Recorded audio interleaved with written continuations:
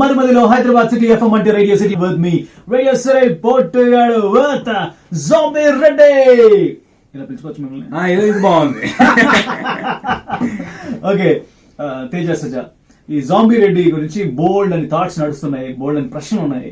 మీరు కొన్ని అలా ఓపెన్ చేసి అన్ని చెప్పేస్తా, అడిగేసేయండి. ఐ హోప్ మా డైరెక్టర్ వినట్లేదు అనుకుంటున్నా. ఇది అది తప్ప అన్ని అడిగేసేయండి, అన్ని చెప్పేస్తాను. ఓకే, ఫస్ట్ థింగ్, ఇంద్ర నేనున్నానమ్మ ఆ కథకి అక్కడ ఉన్న ఏదైనా రూట్స్ నుంచి ఈ జాంబీ రెడ్డికి కనెక్షన్స్ ఏమైనా వస్తాయా? అస్సలేం లేవండి, అస్సలేం లేవు.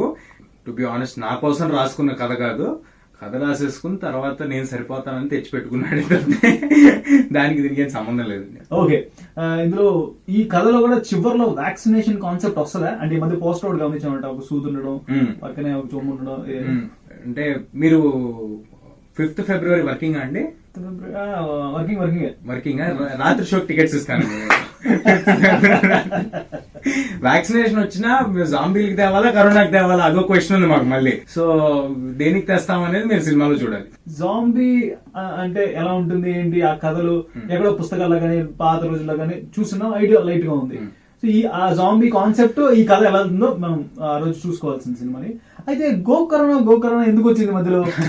అది అంటే ప్రెసెంట్ డే లో సెటప్ అయిన సినిమా మంది. సో సినిమా స్టార్ట్ అవ్వక ముందు, లాక్డౌన్ ముందు స్టార్ట్ అవుద్ది. అంటే సినిమా స్టార్ట్ అవ్వగానే లాక్డౌన్ ముందు స్టార్ట్ అవుద్ది.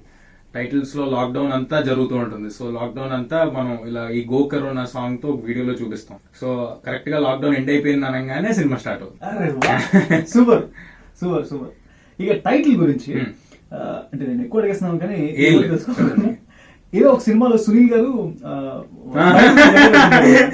ఫ్యాక్షన్ లో ఫ్యాంటసీ మిక్స్ చేసాం. ఎగ్జాక్ట్లీ అది అనుకుని పెట్టలేదు. బట్ పెట్టిన తర్వాత అంటే జాంబీ మీద ఏదో ఒకటి పెట్టాలని చెప్పి చాలా ఆలోచించాము. What more works than ready for our Telugu audience.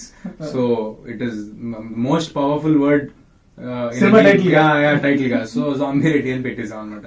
పెట్టిన తర్వాత ఈ మధ్య ఏదో నేను ఏదో ఇంటర్వ్యూలో చెప్తుంటే ఫ్యాక్షన్ లో ఫ్యాంటసీ అంటుంటే అప్పుడు కలిసింది నాకు. ఫ్యాక్షన్ లో ఫ్యాంటసీ మిక్స్ చేసాను కరెక్టే. కానీ మీరు చిన్నప్పుడు చాలా సినిమాలు చేశారు చైల్డ్ ఆర్టిస్ట్, రైట్? తర్వాత లీడ్ గా పాత్రలు తీసుకోవడం స్టార్ట్ చేశాక what is that one big difference that you observed అప్పటికి ఇప్పటికి? ఏంటి ఇప్పుడు ఏంటంటే మనం టోటల్ గా క్రెడిట్ మనకి ఇస్తారు ఏం జరిగినా. సో ఇంకా జాగ్రత్తగా ఉండాలనేది నేర్చుకున్నా. డెఫినెట్ గా ఇంకా ఈవెన్ మోర్ ప్రెషర్ కదా, చాలా ఎక్కువ ప్రెషర్ కదా ఇప్పుడు. కానీ పీపుల్ సే అంటే ఎన్నో 100 సినిమాలు లీడ్ గా చేస్తే ఎంత అవగాహన ఒక వ్యక్తికి వస్తుందో, ఒక యాక్టర్కి వస్తుందో, అంత ఈజ్ తో బిహేవ్ చేస్తుంటాడు.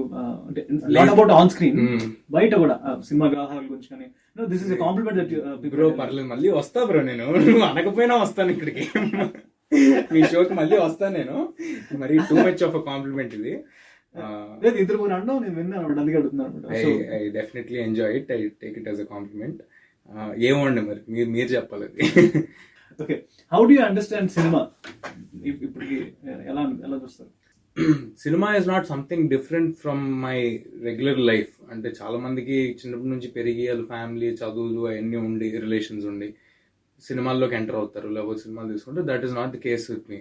I started acting when I was 2.5 years old. My first film చూడాలని ఉంది, చిరంజీవి గారిది. నాకు 2.5 సంవత్సరాలు అప్పుడు. సో అప్పటి నుంచి సినిమాల్లో ఉన్నా. నాకు తెలిసేపాటికే నేను మెగాస్టార్తో సినిమా చేసేసి ఉన్నాను. జనాలు కలవటం, సినిమా షూటింగ్, యాక్షన్, కెమెరా, ఇవన్నీ అసలు కెమెరా ఫియర్, స్టేజ్ ఫియర్ ఇవన్నీ నాకు లేవు ముందు నుంచే. నేను చిన్నప్పటి నుంచి అలవాటు అయిపోయింది కాబట్టి. So that is not a different part of life for me. That is life basically. So తెల్లారులే సినిమా గురించి మాట్లాడతాం, మళ్ళీ పడుకునేప్పుడు సినిమా గురించి మాట్లాడతాం అనమాట. అమూర్త లేని ఒక cinema right dubbing film, right. So ఆ కథానాయకుడు కూడా చెప్పిన మాట ఇదే అనమాట. ఈ జనరేషన్ ఎవరు కూడా ఇలా దేవుడి సినిమాని చూస్తుంటారు, గుర్తు వాళ్ళకు మంచి మెమరీ మిగిల్చాలి నెక్స్ట్ జనరేషన్ కి. That's the reason why I'm aiming to make such bring such. So that was also fun film, real fun film. Nayanthara garu, RJ Balaji చేశారు. నేను ఆ సినిమా చూశాను. బట్ వాళ్ళకి కనీసం ఎక్కడైనా రికార్డ్స్ వెళ్ళి దేవుడు అంటే ఏంటనే వీడియోలు అవి కనిపిస్తుంటే మనం చూస్తూ ఉంటాం. జాంబీల మీద అయితే మన తెలుగు వాళ్ళు ఎప్పుడు చేయలేదు. చాలా మన నేటివిటీ కనెక్ట్ చేసి కడప, కర్నూలు బ్యాక్ డ్రాప్ లో జాంబీలు వచ్చేస్తాయి మరి. అది ఓకే. సో ఈ వ్యాక్సినేషన్ పోస్ట్ ఒకటి గమనించాను, ఇందా కూడా అడుగున్నాను. Right. So it is something to do with colour vaccination. అది అది మేబీ నెక్స్ట్ టైం మా డైరెక్టర్ వచ్చినప్పుడు మీరు అడిగితే తను క్లియర్ గా ఎక్స్ప్లెయిన్ చేస్తారండి. అంతేలే, February 5th మరి దూరం లేదు. దూరం ఏం లేదు, అదే అది చెప్పి మీరు ఇంకా భయపెడుతున్నారు. ఇంకో పోస్టర్ మీద ఈ గదలు బాణాలు ఇవన్నీ పట్టేసుకొని చూసాను అనమాట. సో ఐ ఫెల్ట్ అంటే స్టేజ్ థియేటర్ కాన్సెప్ట్ కూడా దీనిలో కలిసి ఉంటుంది అంటే ఉందండి. అది ఒక ఫన్ ఎపిసోడ్ లో వన్ ఎపిసోడ్ గా స్టార్ట్ అయింది, తెలియకుండా ట్రైలర్ చూస్తే ట్రైలర్ లో ఉంటుంది ఆ బిట్. సో అక్కడ నుంచి మొత్తం వాళ్ళ చుట్టుపక్కల కనుచూపు మేరంతా 2000-3000 జాంబీలు వచ్చేస్తాయి అనమాట. అది ఒరిజినల్ లొకేషన్స్ లో ఒరిజినల్ నంబర్స్ తో షూట్ చేసాం మేము ఆఫ్టర్ లాక్డౌన్.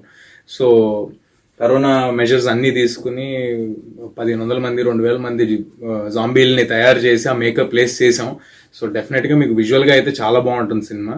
అండ్ జాంబీసే ఫన్, దానికి తోడు మేము కొత్తగా ఇంకో ఫన్ దానికి యాడ్ చేసాం. మన తెలుగుైజ్డ్ ఫన్ యాడ్ చేసాం అనమాట. ఫ్యాక్షన్ ని ఫ్యాంటసీని కలిపిస్తారు. ఫ్యాక్షన్ లో ఫ్యాంటసీ మిక్స్ చేసాం, అది స్లాంగ్. ఓకే. సో డైరెక్టర్ గారు మీకు ఈ కథ చెప్పి ఇది టైటిల్ అనగానే డిడ్ యూ ఫీల్ లైక్ అంటే త్వరగా ఈ వెనకాల రెడ్డి ట్యాగ్ తీసుకొని మాస్ అలా వెళ్ళిపోతున్నాను? అది అసలు అదేం లేదండి. నేను ఎప్పుడు మంచి సినిమాలో పార్ట్ అవ్వాలనుకునేవాడిని. మీరు నేను చేసిన ముందు సినిమా ఓ బేబీ కూడా చూసుకుని ఉంటారు. సో డైరెక్టర్ నాకు ఫస్ట్ కథ చెప్పి టైటిల్ చెప్పలేదండి. ఫస్ట్ టైటిల్ చెప్పి బయలుదేరి ఆఫీసర్ అన్నాడు. టైటిల్ చెప్పగా నేను ఎక్సైట్ అయిపోతున్నా ఫోన్లో, బయలుదేరి ఆఫీసర్ అంటే అప్పుడు ఐడియా మొత్తం ఎక్స్ప్లెయిన్ చేశాడు అనమాట. డెఫినెట్ గా దేన్ని ఏం చేసి ఇమేజ్ ని ఏం చేసి అయితే చేసింది కాదు. ఓకే. అయితే హీరోయిన్, రొమాంటిక్ సాంగ్స్, ముద్దులు అన్ని అంటే ప్రాపర్ టిపికల్ కమర్షియల్ సినిమా అండి. రొమాన్స్ ఉంటుంది, ముద్దులు ఉంటాయి, సాంగ్స్ ఉంటాయి, అన్ని జాంబీలతోనే ఉంటాయి. I was just about to ask, మరి ఎందుకు రొమాంటిక్ సాంగ్ ఇంకా రిలీజ్ చేయలేదు? లేదు, అన్ని ఉంటాయి కానీ జాంబీలతోనే ఉంటాయి, హీరోయిన్ తో ఉండదండి.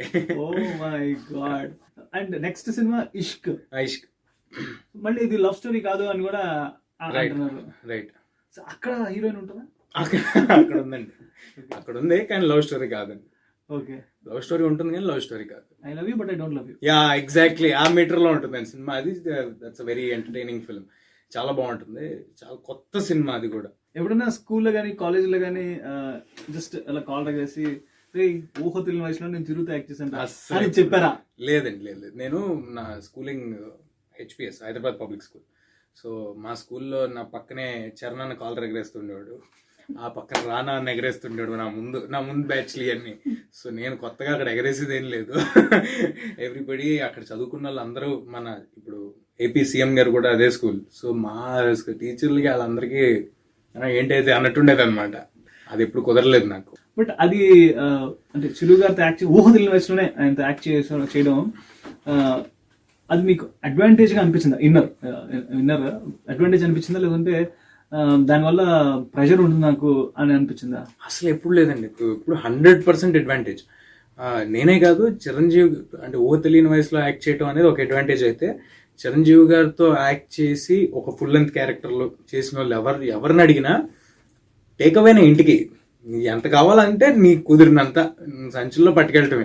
నాకు ఒక బాధ ఏంటంటే, నేను 2.5 years ఉన్నప్పుడు ఒక సినిమా చేశాను, తర్వాత 6 years ఉన్నప్పుడు ఇందిరా చేశాను. ఇందిరాలో నాకు కాంబినేషన్ లేకపోయినా నాకు ప్రాపర్గా అసలు తెలిసే టైంకి యాక్టింగ్ మనం నేర్చుకోవాలి యాక్టింగ్ అని తెలిసే టైంకి టాగోర్ చేశాను చిరంజీవి గారితో. అది కాంబినేషన్ సీన్స్ చేశాను. అప్పుడు అనిపించింది, అరే చూడాలనుంది ఇలాంటి సినిమా, ఒక ఫుల్ లెంత్ క్యారెక్టర్ ఇప్పుడు పడితేనా అని అప్పుడు అనిపించింది. టాగోర్ చేసిన లిమిటెడ్ టు ఒక 10 scenes అలా లిమిటెడ్ గానే చేసాము. బట్ దాంట్లోనే చాలా డెఫినెట్ గా చాలా నేర్చుకున్నాను. As a fan you love him so much, or ఒక గురువుగా you love him so much? Totality అండి. అసలు మెగాస్టార్ ని పదవనంగా నాకు అసలు ఎక్కడో ఒక గూస్ బంప్స్, ఒక హై, ఒక ఫేస్ లో గ్లో అవన్నీ తెలియకుండా వచ్చాయి, ఇన్వాలంటరీగా జరిగిపోతుంటాయి అనమాట. సో ఈ జాంబీ రెడ్డి సినిమా కథ మీకు విన్నాక ఒక ఫ్రెండ్స్ బ్యాచ్ సెట్ అవుతుంది అండ్ ఒక ఊర్లో ఉంటాం మనం, అక్కడ జరుగుతుంది కదా అనుకుంటున్నాను. ఇలా మీ అంటే ఆఫ్ స్క్రీన్ ఒక ఫ్రెండ్స్ బ్యాచ్తో మీకు తెలియని ఒక కొత్త ప్లేస్కి మీరు వెళ్ళి కాస్త టైం స్పెండ్ చేసి వచ్చి, was there any challenge that you faced? ఛాలెంజా? డెఫినెట్గా జరిగింది. మేము ఎక్కడికి వియట్నాం ఎక్కడికో వెళ్తే మా ఎవరో గన్ పట్టుకుని వచ్చాడు రాత్రిపూట. గన్ పట్టుకు వచ్చి మమ్మల్ని సరౌండ్ చేసాడు. ఆ డబ్బులు ఏమైనా అడుగుతాడేమో అనుకుంటున్నాం మేము, మీకు ఏం కావాలి ఇచ్చేస్తాం. ఈ లోపు పక్కన నుంచి ఒకడు నీ దగ్గర గన్ ఉందా, నా దగ్గర ఏముందో చూడని చెప్పి నా ఫ్రెండ్ తెస్తున్నాడు. ఒరే ఆడు గన్ను పట్టుకు వచ్చాడు రా, వదిలేరా. సో అలాంటివి జరిగినాయి. సీన్ బయటపడ్డాం. ఆడు పోలీస్ అంట. సో మేము హడావిడి చేస్తున్నాం రోడ్ల మీద అని చెప్పి వచ్చాడు. అది మ్యాటర్. అలాగే మన యంగ్ టైగర్ ఎన్టీఆర్ గారితో కొన్ని మంచి మెమరీస్ మీకున్నాయి. Yeah right. Please share.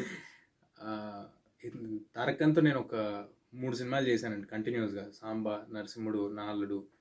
చాలా చాలా తన ఏజ్ కూడా చాలా చిన్నది అప్పుడు. He was 20-21.